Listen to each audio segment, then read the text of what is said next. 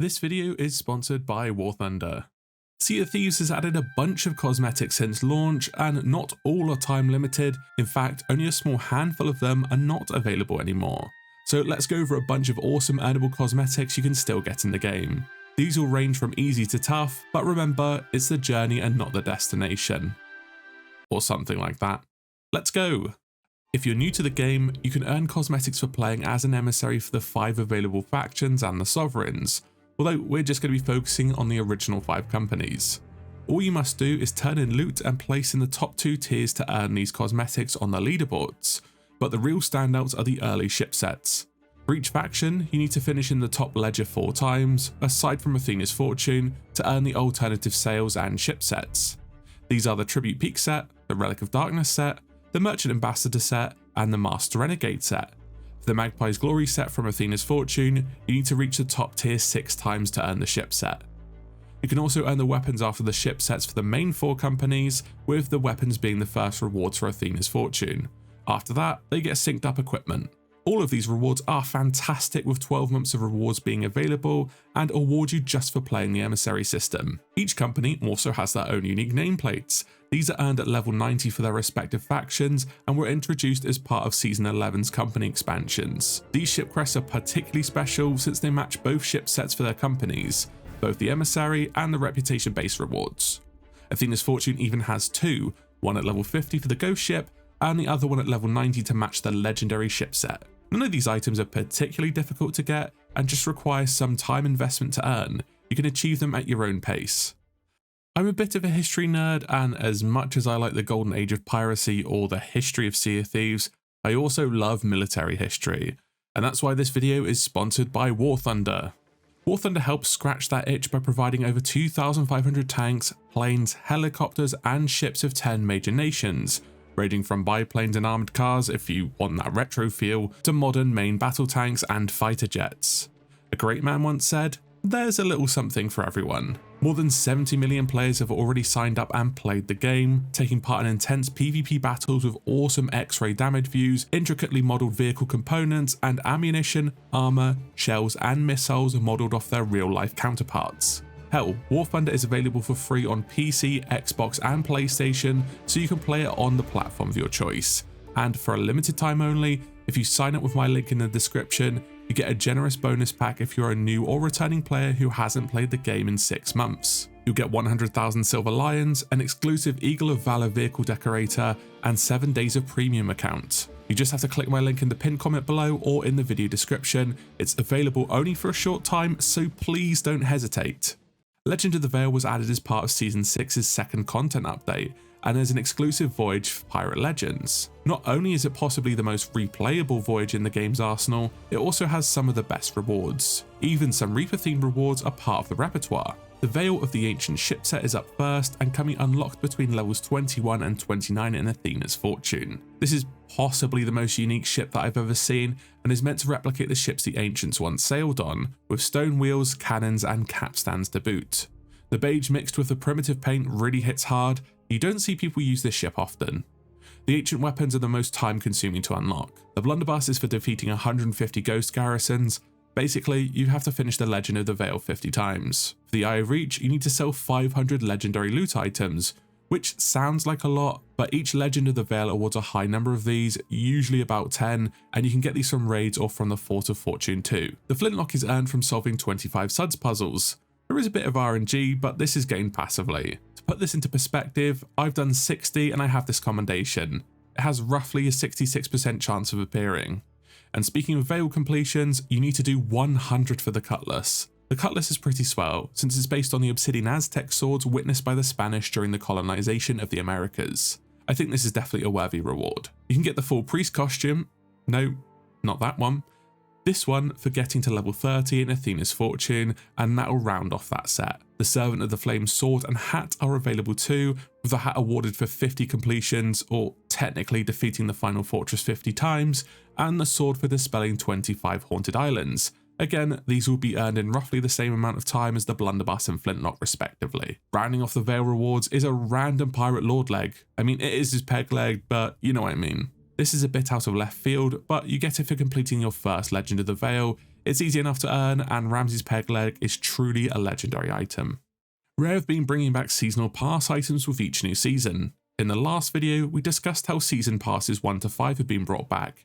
Season 6 is confirmed to be released again in Season 6, so all those items will be back aside from the sails, flag, tattoos, face paint and scars, but Belle's hat and the mysterious stranger sword can be brought from the regular outposts with doubloons as long as you're a pirate legend. The pass was okay, the main other standout was the naval commander clothing set, which is so drippy. This will also be available for doubloons. In Season 10, as part of Rare's Super Season, they released the Skull of Siren song, which saw players fight over an ancient siren skull.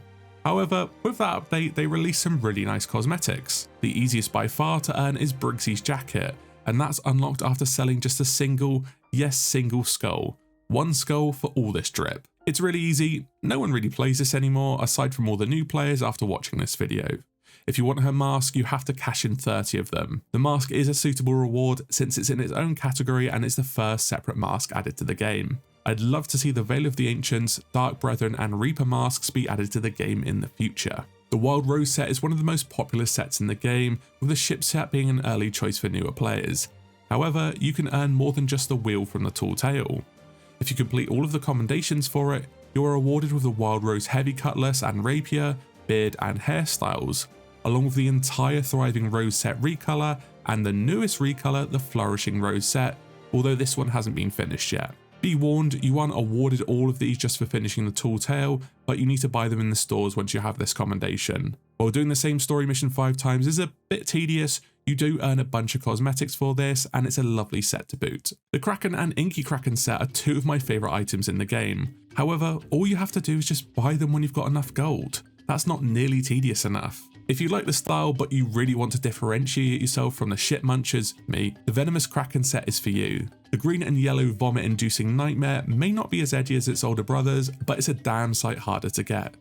If you want the full set, just kill 10 Krakens. Since Season 11, it's pretty difficult to get since the Kraken only spawns without an active world event, and because of the diving, we get world events all the time. If you want to flex on people and stand out, these cosmetics are for you. Plus, the ship set goes hard. Sticking with the theme of awesome ships, I think we should talk about possibly the most difficult item on this list to unlock, and this is the Magpie's Wing ship set. This is locked behind the Guardians of Fortune Path and Hourglass, and is one of the last few items unlocked just from leveling up. The wheel is at level 105, the flag is 120, the capstan is 140, the hull is 160, 190 is the sails, and the figurehead is at 200. Fun fact, this figurehead was actually added into the game with the anniversary update and is visible on the wreck of the Magpie's Wing, but took over 3 years to be unlockable. Shame the Burning Blade figurehead will be even longer. You can get the cannons from the Magpie's Wing just from completing all commendations for the Shroudbreaker tall tale, but the other 6 pieces require some hardcore grinding. I do think this is a worthy reward because the Magpie's Wing is just so legendary in the lore. On the servant side, there are a bunch of amazing skeleton cosmetics. However, the ones I'm talking about today require you just to be level 100 in the Servants of the Flame and the Reaper's Bones. These are of course the Reaper's Mask and Reaper clothing set. They're easily the best skeleton cosmetics at the release of this video, and most people will naturally get them at the same time. They're not quite as hard to get as the Magpie's Wing, but definitely worth the investment and are quite a bit cooler. Not that I'm biased or anything. So maybe I haven't been truthful in the last section, since the next cosmetic is technically earnable, but is stupidly rare and you have no control of it if you earn it or not. I'm of course talking about the Shrouded Ghost figurehead and trinket. All you have to do is find and defeat the Shrouded Ghost. However, that is completely random and the odds are astronomically low. Most people I know haven't even seen it, and no one as of making this video has even seen more than 4, as far as we know anyway. It's a really amazing figurehead and a great reskin of the original. We just need the other 4 colours now rare. Something that is pretty easy to unlock is the legendary Seafarer hat. Well, somewhat. It requires some time investment and is actually easier to unlock since captaincy milestones were rebalanced in 2023. You need to get 8 pirate milestone categories to level 50.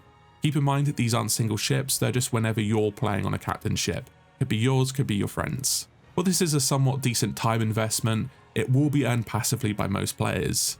The hat is gorgeous and goes well with anything purple or yellow, especially the Pirate Legend outfit.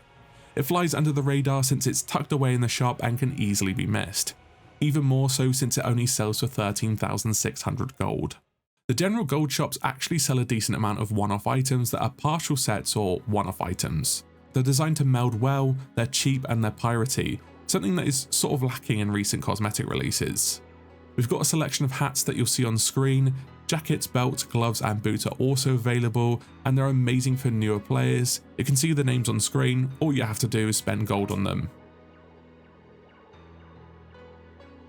The obsidian and silver blade items are highly sought after, but what if I told you that you could get some snazzy recolors in the gold shop, aside from the ship, blunderbuss and Eye of Reach? The mercenary set is another set that fades into the background behind the other bright and colourful items in the store, and is a gold, green and red recolor of the obsidian set. They require just gold or doubloons, 47,000 and 555 respectively. The pistol is a straight recolor of the obsidian flintlock, which is notorious for having the best iron sight in the game, and the mercenary one has this exact same iron sight. If you need an accurate, reliable and cheap pistol, shout out to the trousers too for this crisp white look, which is super uncommon and makes most outfits pop. What cosmetics do you like that you can still earn in the game? Please let me know down below, and maybe we'll have one more video about this. Once again, thank you to War Thunder for sponsoring this video. Don't forget to play it for free on PC, PlayStation or Xbox now using my link in the pinned comment or video description. New and returning players that haven't played in 6 months will also receive a massive bonus pack across all platforms, including multiple premium vehicles and other goodies.